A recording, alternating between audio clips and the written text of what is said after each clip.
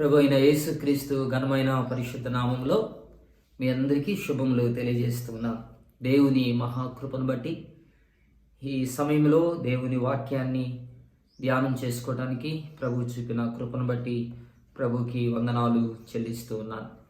క్రీస్తునందు ప్రియమైన దేవుని బిడ్డలారా, హెబ్రీ పత్రిక 12వ అధ్యాయంలో మొదటి 6 వచనాలలో ఉన్న లేఖన భాగాన్ని ధ్యానించాలని ప్రార్థనాపూర్వకంగా సిద్ధపడి మీ ముందుకు వస్తున్నాను. దేవుని యొక్క వాక్యాన్ని మనము చాలా పరిశీలన చేయాలి, చాలా ప్రార్థన చేసి చదవాలి, ధ్యానించాలి. ప్రార్థన చేసుకుంటూ దేవుని వాక్యాన్ని ధ్యానించాలి. దేవుని వాక్యాన్ని మనం చదివినప్పుడు, ధ్యానించినప్పుడు దేవా నాతో మాట్లాడు, నాతో మాట్లాడు, నాతో మాట్లాడని అడుగుతూ దేవుని వాక్యాన్ని చదువుతూ ధ్యానించాలి. అప్పుడు ఆ వాక్యంలో నుంచి దేవుడు మనతో మాట్లాడతాడు. దేవుడు మనకు అనేకమైనటువంటి పరలోకపు సత్యాలని ఆ వాక్యము ద్వారా దేవుడు మనల్ని దర్శిస్తాడు. మనలో ఉన్న లోట్లేంటో దేవుడు మనకు తెలియజేస్తాడు. మనలో ఉన్నటువంటి పొరపాట్లేంటో దేవుడు మనకు తెలియజేస్తాడు.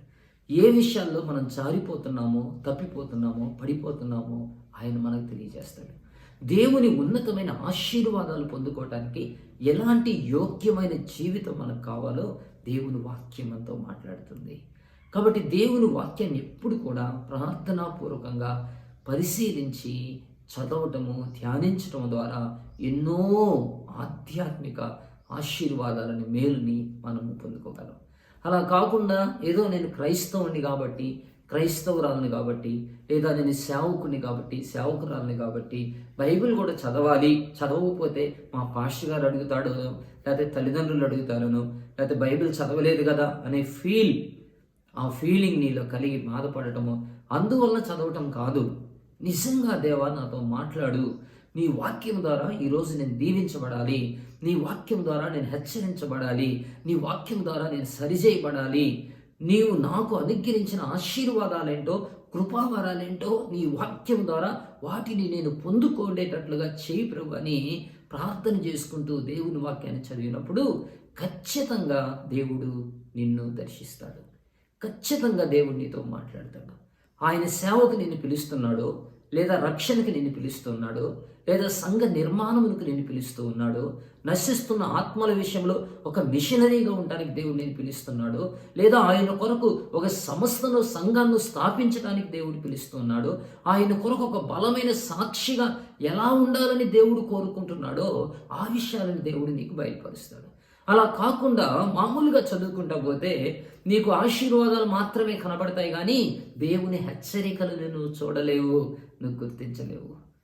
ఆ వాక్యంలో నుండి, నువ్వు చదివిన వాక్యంలో నుండి ఆశీర్వాదాన్ని మాత్రమే నువ్వు చూడగలవు, హెచ్చరికని నువ్వు చూడలేవు.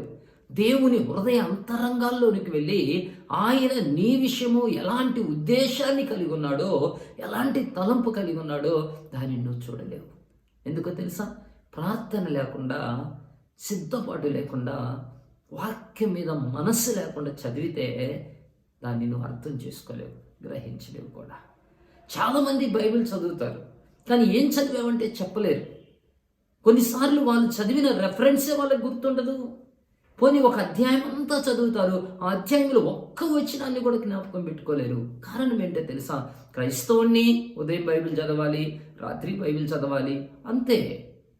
ఒక డ్యూటీ లాగా, క్రైస్తవుని కాబట్టి అన్నట్టుగా. కానీ దేవుడు నాతో మాట్లాడటానికి, దేవుడు నన్ను దీవించడానికి, దీని ద్వారా నేను ఎలా బ్రతకాలో దేవునికి ఇష్టమైన వాడిగా సరిచేసుకోవటానికి ఈరోజు దేవుడు నాతో మాట్లాడితే బాగుండు అని ప్రార్థనతో, ధ్యానంతో చదివితే ఖచ్చితంగా దేవుడు నీతో మాట్లాడతాడు. నేను వాక్యం చదివేటప్పుడు ఆ విధంగా నేను మోకరించి చదివాను. మోకాళ్ళ మీద బైబిల్ అనేక సార్లు నేను కంప్లీట్ చేశాను. ఎన్ని భాగాలు బైబిల్లో చదువుతూ నేర్చుకున్నాను. ప్రభు ఈరోజు నాతో మాట్లాడంటే దేవుడు నాతో మాట్లాడాడు. మత్తయి సువార్త 26వ అధ్యాయం ద్వారా దేవుడు నాతో మాట్లాడాడు. ఆయన ఒక రొట్టెని పట్టుకొని దానిని విరిచి ఆశీర్వదించి వారికి ఇచ్చిందనే మాట ద్వారా దేవుడు మాట్లాడాడు. నాకు అనిపించింది ఆయనకు దొరకాలి, నేను ఆయనకు దొరికితే ఆయనని విరుస్తాడు, ఆశీర్వదిస్తాడు, అనేకులకి ఇస్తాడు. ప్రభువా నీ సేవకు వస్తానని ఆ మాట ద్వారా నేను దేవుని తెలుసుకున్నాను.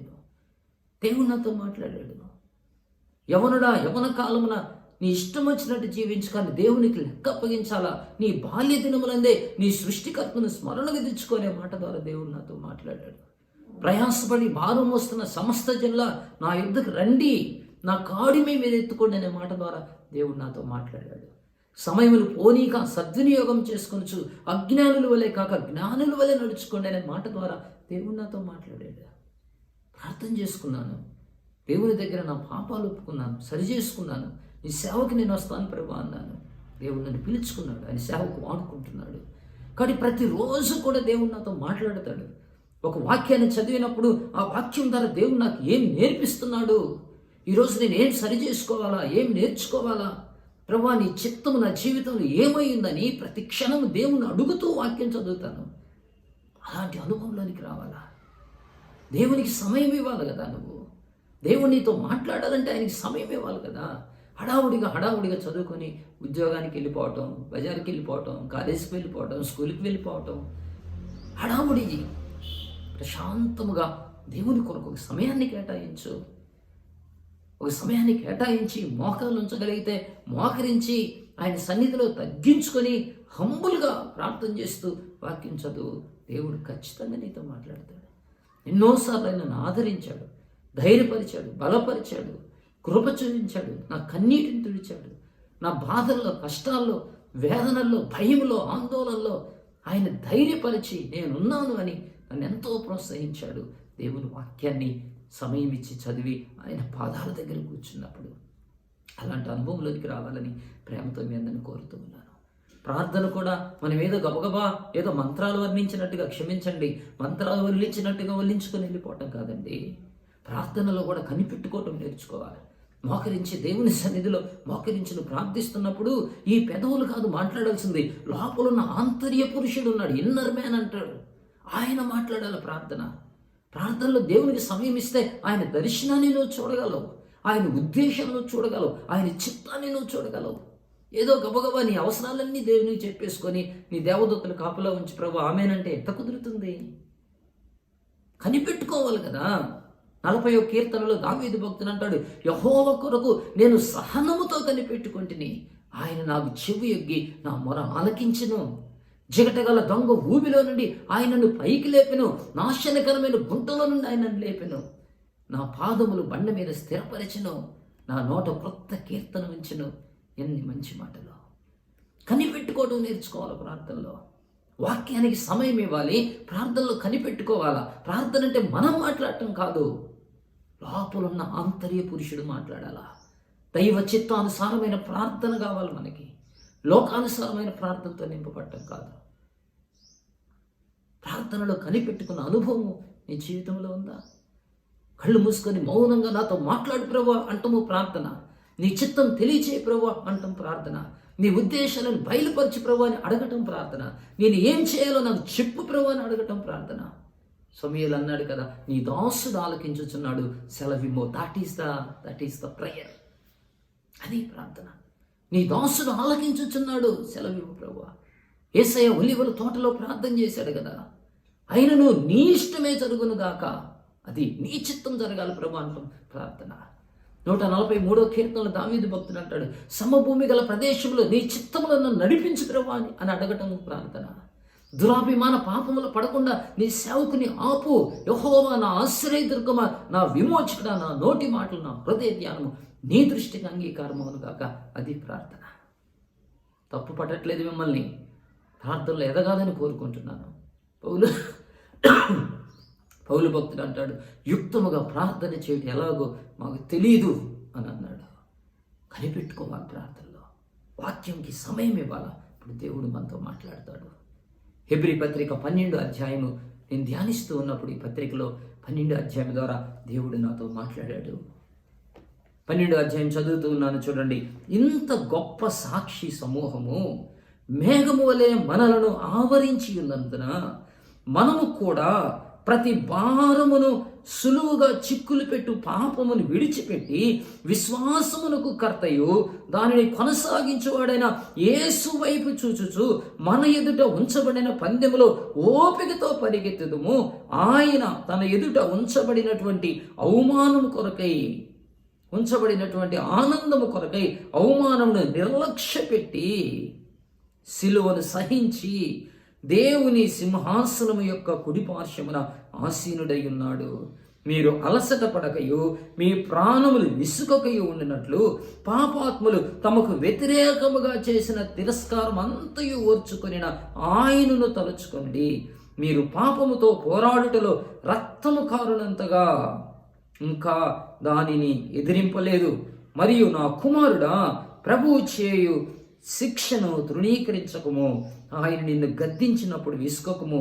ప్రభువు తాను ప్రేమించు వారిని శిక్షించి తాను స్వీకరించు ప్రతి కుమారుని రక్షించునని కుమారులతో సంభాషించినట్లు మీతో సంభాషించుచు ఆయన హెచ్చరికను మరచితిరి. ఈ మాటలు ధ్యానం చేస్తూ ఉన్నాను. దేవుడు నన్ను ఆపాడు ఇక్కడ. ఇంత గొప్ప సాక్షి సమూహము మేఘం వలె మనల్ని ఆవరించి ఉన్నందున మనము కూడా ప్రతి భారమును సులువుగా చిక్కులు పెట్టు పాపమును విడిచిపెట్టి విశ్వాసమును కర్త అయిన దాన్ని కొనసాగించేవాడని యేసు వైపు చూచుచు ఓపికతో మీ పందెపు రంగములో పరిగెత్తండి అన్నాడు. ఈ మాటలు ఆలోచన చేశాను. కూర్చొని, ప్రభా ఏంటి ఈ మాటలు? నాతో మాట్లాడు ప్రభా, నాకు బయలుపరచు, తెలియచేయన్నప్పుడు ఇక్కడ ఒక మాట ఉంది. ఇంత గొప్ప సాక్షి సమూహము మేఘము వలె మనలని ఆవరించి ఉన్నందున మనము కూడా ప్రతి భారమును మనము కూడా అనే మాట, మనము కూడా. ఇంత గొప్ప సాక్షి సమూహము మేఘం వలె మనల్ని ఆవరించి ఉన్నది. ఎవరు ఈ సాక్షి సమూహం అంటే, హెబ్రీ పత్రిక 11వ అధ్యాయంలో విశ్వాస హీరోస్, ఫెయిత్ హీరోస్, విశ్వాస వీరులు ఉన్నారు. హేబేలు గురించి రాశాడు, హనోకు గురించి రాశాడు, నోవహు గురించి రాశాడు, అబ్రహాము గురించి రాశాడు, ఇస్సాకు గురించి రాశాడు, యాకోబు గురించి రాశాడు, శారా గురించి రాశాడు, యోసేపు గురించి రాశారు, మోషే గురించి రాశారు, స్టెఫను గురించి రాశారు, గిద్యోను గురించి, దానియేలు గురించి రాశారు, యెషయా గురించి రాశారు. వింటున్నారా? అనేక మంది భక్తుల గురించి రాశారు. వీరు మేఘము వలె మనల్ని ఆవరించి ఉన్నారు. ఇంత గొప్ప సాక్షి సమూహము. హనోకు దేవునితో నడిచాడు. ఆయన ఒక సాక్షిగా, ఒక మేఘములాగా మనల్ని ఆవరించి ఉన్నాడు. బైబిల్ చెప్తుంది, నోవహు ఒక సాక్షి సమూహముగా మన ముందున్నాడు.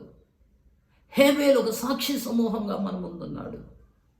శారా ఒక సాక్షి సమూహముగా మన ముందుంది. యెహోషువ.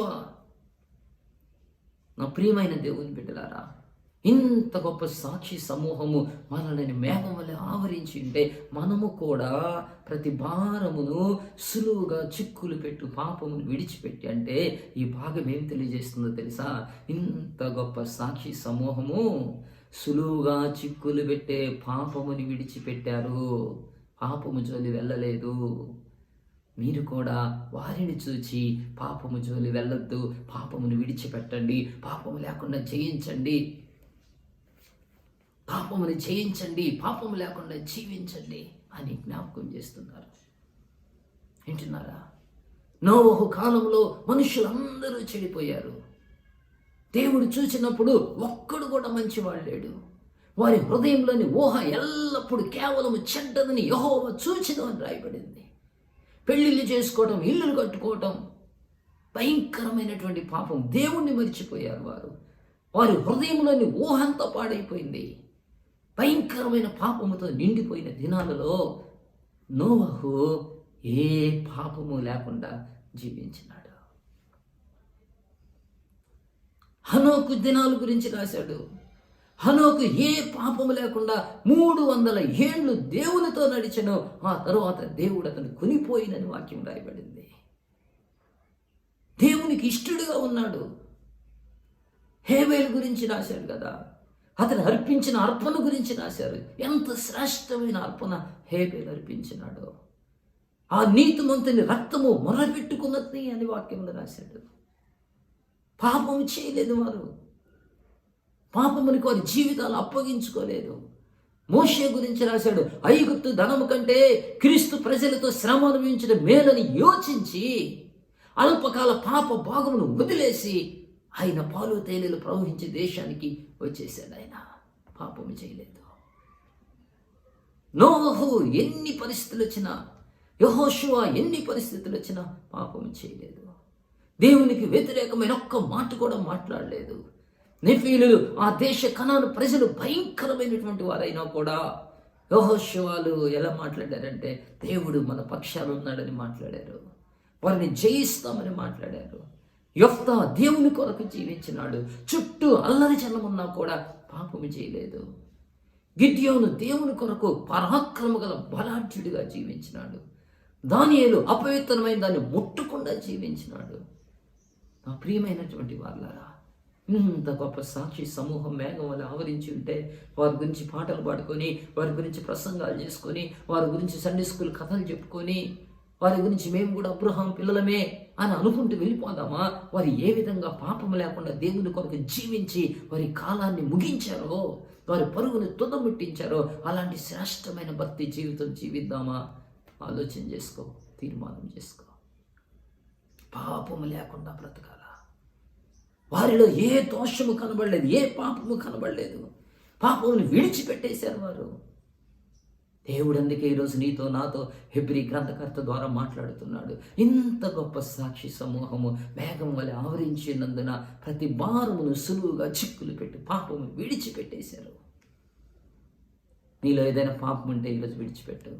ఏదైనా పాపం ప్రేరేపిస్తుంటే దాని విషయమై ప్రభు దగ్గర అడుగు. ప్రభువా, ఈ శోధన తట్టుకునే శక్తినివయ్యా, ఈ శోధన నుంచి నన్ను దూరపరచయ్యా, పాపం నుంచి నేను యోసేపు వలె దూరంగా పరిగెత్తేటట్టు చేయి ప్రభువా.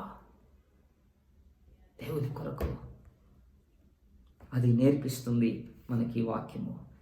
రెండవది, వారు విశ్వాసమునకు కర్తయు దాన్ని కొనసాగించేవాడని యేసు వైపు చూశారంట. వారికి ఒక సమస్య వస్తే దేవుని వైపు చూసేవారు, ఒక కష్టం వస్తే దేవుని వైపు చూసేవారు, ఒక అవసరత వస్తే దేవుని వైపు చూసేవారు. అది నేర్చుకున్నారు వారు. వింటున్నారా ఈ మాటలు? మోషే జీవితంలో ఎన్నో శోధనలు వచ్చాయి. ఎర్ర సముద్రం వచ్చింది, దేవుని వైపు చూశాడు. ఫరో సైన్యం వస్తుంది, దేవుని వైపు చూశాడు. దాహం వేస్తుంది, దేవుని వైపు చూశాడు. ఆహారం కావాలన్నారు, దేవుని వైపు చూశారు. దేవుని వైపు చూడటం నేర్చుకున్నాడు ఆయన. ఎందుకంటే ఆయనే ఈ సముద్రం నుంచి మమ్మల్ని కాపాడగలిగిన వాడు, ఆయనే శత్రువుల నుంచి మమ్మల్ని కాపాడగలిగిన వాడు, ఆయనే మా ఆకలి తీర్చగలిగిన వాడు, ఆయనే మా దాహం తీర్చగలిగిన వాడు, ఆయనే ఈ అరణ్యములో నుంచి దేవుని వాగ్దాత భూమిలోకి నడిపించగలిగిన వాడని దేవుని వైపు చూసినాడు ఆయన. అబ్రహాము దేవుని వైపు చూచినాడు. తన కుమారుని బలియమన్నప్పుడు దేవుని వైపు చూస్తూ వెళ్ళిపోయాడు. అందుకే ఆయన దేవునికి ఏమని పేరు పెట్టాడంటే, యెహోవా ఈరే, దేవుడు చూచుకునను, దేవుడు చూచుకునను. చిన్నదానికి పెద్దదానికి లోకం వైపు చూస్తున్నావా? రాజకీయ నాయకుల వైపు చూస్తున్నావా? డబ్బు వైపు చూస్తున్నావా? బంధువుల వైపు చూస్తున్నావా? వాళ్ళు ఎవరో సహాయం చేస్తారు, వీళ్ళు ఎవరో సహాయం చేస్తారు అనుకుంటున్నావా? ఆయన వైపు చూడడం నేర్చుకో. ఆయన వైపు చూచిన వారిని ఆయన ఎన్నడూ సిగ్గుపడనివ్వలేదు. దేవుని వాక్యములు ఎన్ని మాటలు రాయబడ్డాయో కదా. పౌలు భక్తుడు అంటాడు, ఒక అద్భుతమైన మాట అంటాడు ఆయన, విశ్వాసమును కాపాడుకుంటుని నా పరుగుతో ముట్టించి తిని అన్నాడు. ఎందుకంటే దేవుని వైపు చూస్తూ ఆయన పరిగెత్తాడు. దేవుని వైపు చూస్తూ. క్రీస్తునందు ప్రియమైనటువంటి వాళ్ళారా, పాపముని విడిచిపెట్టాలని ఇంత గొప్ప సాక్షి సమూహం మనకు నేర్పిస్తుంది. దేవుని వైపు చూడాలి విశ్వాసముతో అని ఈ సాక్షి సమూహము మనకు నేర్పిస్తూ ఉంది. ఇలా చెప్పుకుంటా పోతే ఎన్నో విషయాలు వాక్యములు రాయబడ్డాయండి ఈ భాగంలో. ఎన్నో విషయాలు. కొన్నిసార్లు దేవుడే పరీక్షిస్తాడు మనల్ని సరి చేయటానికి.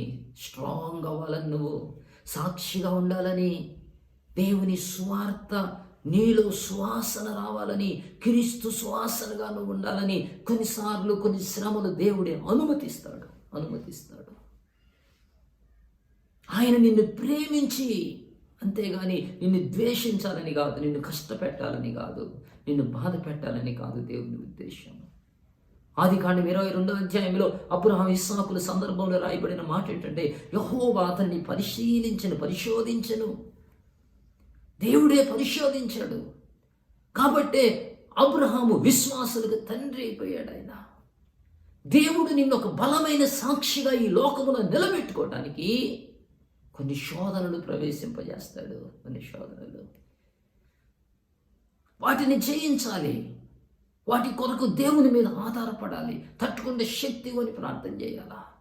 యోబుకి ఎన్ని శ్రమలు వచ్చాయండి. యోబు లాంటి శ్రమలు ఈ లోకంలో ఎవరైనా పొందారా ఇంతవరకు? ఆస్తంతో పోయింది, ఆరోగ్యం అంతా పోయింది, సంతానం అంతా పోయింది, భార్య దూషించింది. ఆయన వస్తే నిలబడే యవనస్తులు కూడా ఆయన భయపడట్లేదు. భయంకరమైన స్థితిలో ఉన్నా కూడా యోబు ఎక్కడ కూడా దేవుని దూషించలేదు. దేవుని దూషించలేదండి. ఆయన దేవుని కొరకు బ్రతికినాడు. యోసేపు బానిసగా ఐగుప్తు దేశానికి వెళ్తే అక్కడ ఎన్ని శ్రమలు కదా యోసేపుకి. ఆ శ్రమలలో సువర్ణంలాగా మార్చుకున్నాడు. వాళ్ళని మహారాజులు చేశాడు, గొప్ప వాళ్ళని చేశాడు, 200 ఆశీర్వాదముతో నింపాడు. ఈ సమయంలో గుర్తు చేస్తున్నాను, నీ జీవితంలో కొన్ని సమస్యలు, కొన్ని శోధనలు, కొన్ని ఇబ్బందులు, కొన్ని అవమానాలు, కొన్ని కష్టాలు, కొన్ని బాధలు వచ్చాయంటే వాటి ద్వారా దేవుడు నిన్ను దీవించడానికి, దేవుడు ఈ సమాజంలో నిన్ను సాక్షిగా నిలబెట్టుకోవడానికి, దేవుని యొక్క మహిమ కార్యములు నీ ద్వారా జరిగించడానికి మాత్రమే చేస్తున్నాడు. కానీ నిన్ను కష్టపెట్టాలని కాదు, నిన్ను బాధ పెట్టాలని కాదు, నిన్ను తగ్గించాలని కాదు, నిన్ను అవమానపరచాలని కాదు. అర్థమవ్వాలా? సమస్యల్లో, శోధనల్లో ప్రభువుని హత్తుకొని బ్రతకాలండి. ఆయన మీద ఆధారపడి బ్రతకాలండి. పౌలుకి ఎన్ని శ్రమలు వచ్చాయి కదా, ఎన్ని శ్రమలండి. కొరింథీ పత్రికలో పౌలు శ్రమలు రాస్తే ఎంత ఏడుపు వస్తుందో. ఎన్నిసార్లు ఉపవాసాలు, ఎన్నిసార్లు కొరడా దెబ్బలు, ఎన్నిసార్లు దిగంబరిగా ఉన్నాడు, ఎన్నిసార్లు ఆకలి దప్పులతో ఉన్నాడు, ఉపవాసాలతో ఉన్నాడు, శరసాలలో ఉన్నాడు, కష్టాల్లో ఉన్నాడు. అయినా కూడా ఎప్పుడు దేవుణ్ణి వదిలిపెట్టలేదు. ఎప్పుడు వదిలిపెట్టలేదు. దేవుని కొరకు బ్రతికినాడు. ఆయన ఒక సాక్ష్యం చెప్తాడు, అద్భుతమైనటువంటి సాక్ష్యం చెప్తాడు కదా. నేను క్రీస్తుని పోలి నడుచుకొనుచున్న ప్రకారము మీరును నన్ను పోలి నడుచుకోండి. ఆఖరి ఊపిరి దాకా ప్రభు కొరకు బ్రతుకుతాడు. శ్రమలలో, శోధనల్లో పడిపోకూడదండి. దేవుని మీద ఆనుకోవాలా. నీ ఇష్టం ప్రభు, నువ్వేం చేసినా పర్వాలేదు. నీ జీవితం నీ కొరకే. నీ కొరకు నేను జీవిస్తాను, నీ కొరకు నేను బ్రతుకుతాను. శ్రమలలో సువర్ణము వలె నేను మారిపోవాలి ప్రభా. అలాంటి జీవితంలోనికి రావాలని హెబ్రీ పత్రిక 12వ అధ్యాయం మనకి నేర్పిస్తూ ఉంది. హెబ్రీ పత్రిక 12వ అధ్యాయం మనకి నేర్పిస్తూ ఉంది. అంతేకాదండి, నిరీక్షణ గలవారి వలె ఉండాలని చెప్తుంది. నిరీక్షణ గలవారి వలె వింటున్నారా? పాపమును జయించిన వారిగా, విశ్వాసముతో దేవుని వైపు చూచిన వారిగా, శ్రమలలో తట్టుకొని దేవుని మహిమపరిచేవారిగా, 4వది నిరీక్షణ కలిగిన వారిగా ఉండాలా. అబ్రహాము జ్ఞాపకం వస్తున్నాడండి. అబ్రహాము, ఇస్సాకు, యాకోబులు గుడారములలో నివసించుచు దేవుడు దేనికి శిల్పియు నిర్మాణకుడై ఉన్నాడో ఆ పునాదులు గల పట్టణము కోసము ఎదురు చూస్తున్నాడని రాయబడింది. అబ్రహాముకి 75 సంవత్సరాల వయసులో దేవుడు నీకు ఒక కుమారుడు పుడతాడని చెప్తే అబ్రహాము 100 సంవత్సరాల వరకు నిరీక్షణతో ఎదురు చూశాడండి. ఎదురు చూశాడు. దేవుని యందలి నిరీక్షణతో ఎదురు చూశాడు. బాధపడలేదు, భయపడలేదు, అనుమానించలేదు దేవుణ్ణి. ఆయన ఇస్తాడు అంతే. వాగ్దానం చేసిన వాడు నమ్మదగిన వాడని దేవుడు చెప్పాడు కదా. ఆయన మాట తప్పుటకు నరుడు కాదు కదా. ఆయన అబద్ధమాడ నేరని దేవుడు కదా. ఆయన మాటిచ్చాడంటే తరతరములకి నిలబెడతాడండి. ఆయన నిరీక్షణ కలిగి బ్రతకాల. భక్తులు ఎంత నిరీక్షణతో ఆయన వైపు చూశారో వింటున్నారా? 40 రోజులు నడవాల్సిన అరణ్య ప్రయాణము 40 సంవత్సరాలు పట్టినా కూడా మోషే ఎక్కడ దిగులు పడలేదండి. యెహోషువ ఎక్కడ తమ నిరీక్షణని వదలలేదు. కాలేబు ఎక్కడ తమ నిరీక్షణని వదలలేదు. మా దేవుడు వాగ్దానం చేశాడు, పాలు తేనెలు ప్రవహించి దేశంలోనికి తీసుకెళ్తానన్నాడు. కాబట్టి ఇంకా 40 కాదు కదా, 80 సంవత్సరాలైనా కూడా దేవుని వైపు చూసి ప్రయాణం కొనసాగించేవాళ్ళు. హల్లెలూయా. అది నిరీక్షణ. చాలామంది జీవితాలలో నిరీక్షణ లేదండి. వెంటనే అవ్వాలి దేవుడు, వెంటనే జరగాల. సంతానం లేదా, కనిపెట్టుకో, దేవుడిస్తాడు. వివాహం కాలేదా, దేవుని మీద ఆధారపడు, ఖచ్చితంగా దేవుడు మంచి సంబంధాన్ని చూస్తాడు. ఉద్యోగం రాలేదా, ఖచ్చితంగా ఆయన నీకు ఉద్యోగం ఇస్తాడు తగిన సమయంలో. ఇల్లు కట్టుకోవాలని ఎదురు చూస్తున్నావా, దేవుడు ఖచ్చితంగా నీ గృహాన్ని కట్టుకోవటానికి కృప చూపిస్తాడు. నీ జబ్బు తగ్గట్లేదా, అది ఎప్పుడు తగ్గాలో ఆయనకి తెలుసు. ఖచ్చితంగా ఒకరోజు ప్రభు నిన్ను దర్శించి బాగు చేస్తాడు ఆయన. లోకం వైపు వెళ్ళొద్దు. మంత్రశక్తులని, ఆ శక్తులని, ఈ శక్తులని, విగ్రహారాధనని, తాయుత్తులని, పిచ్చి పిచ్చి సాతాను పనులు చేయొద్దు. బైబిల్ చెప్తుంది, ఈ నిరీక్షణ నిన్ను సిగ్గుపడనివ్వదు. అది నిన్ను సిగ్గుపడనివ్వదు. హెబ్రీ పత్రిక 12వ అధ్యాయం ద్వారా దేవుడు మనతో మాట్లాడుతూ ఉన్నాడు. ఇంత గొప్ప సాక్షి సమూహము మేఘము వలె మనల్ని ఆవరించి ఉంది కదా. మరి ఏం చేద్దాం మనం? వారి గురించి పాడుకుంటూ, వారి గురించి మాట్లాడుకుంటూ, వారి గురించి రాసుకుంటూ తిరుగుదామా? లేదా వారు ఏ విధంగా దేవుని కొరకు జీవించారో వారిని జ్ఞాపకం చేసుకొని అలాంటి శ్రేష్టమైన జీవితాన్ని ఈ లోకంలో జీవిద్దామా? నీ చేతులకి అప్పగిస్తున్నాను. దేవుని కొరకు బ్రతకాలో, దేవుని కొరకు బ్రతకకూడదో నీ ఇష్టం, నీ చేతుల్లోనే ఉంది.